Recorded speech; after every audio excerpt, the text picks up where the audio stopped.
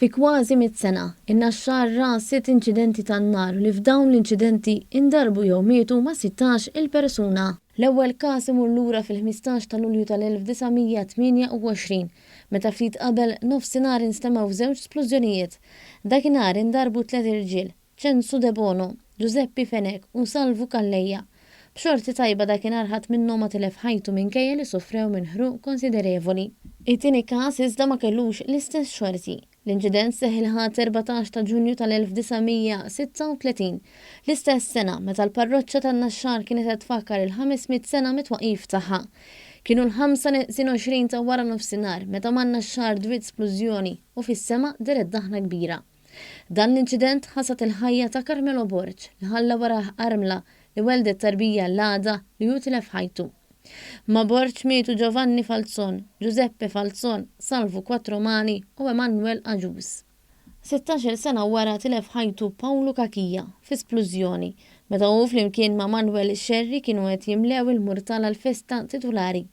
Dakinhar tal-inċident kienet qed tiġi ċelebrata il-Festa ta' Corpus. Karbnu Mifsud magħruf bħala Tal-Pilaw tilef ħajtu ta' 48 sena nhar il-21 ta' Mejju tal-1969. 5 ġimgħat wara li kien involut f'inċident tan-nar. Mifsud kienet jaħdem fuq stilla li ħadet in-nar u ħareġ waħdu mill-kamra tan-nar u kienu stess li talab għall-għajnuna. Huwa miet minħabba komplikazzjonijiet mill-ħruq li ġarrab.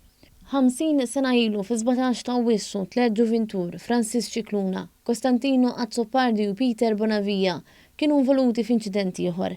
Dakinhar kienet ġurnata sħuna immens u għal xi raġuni l-istilla li kienu qed jaħdmu fuqha ħadet in-nar. Intant fl-aktar inċident riċenti li ħafna minna għadna niftakru sew seħna l-12 ta' Marzu tal-2008 meta ftit qabel il-11 seħħet splużjoni fid-dar ta' Paolo Camilleri fejn kien jaħdem in-nar. Dakinhar ukoll inħasdet il-ħajja ta' Sina Sammut, om ta' żewġ titfal li tilfet ħajjita innoċentament meta dara iġġarfet fuqha kawża tal-esplużjoni. Dan l-inċident kien qajjem ħafna u kontroversja.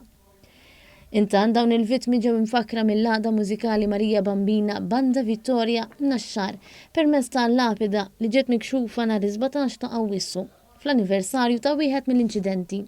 Il-President tas-Soċjetà l-Ministru Michael Farrugia qal li huwa importanti li dawn il-vittmi jibqgħu infakra.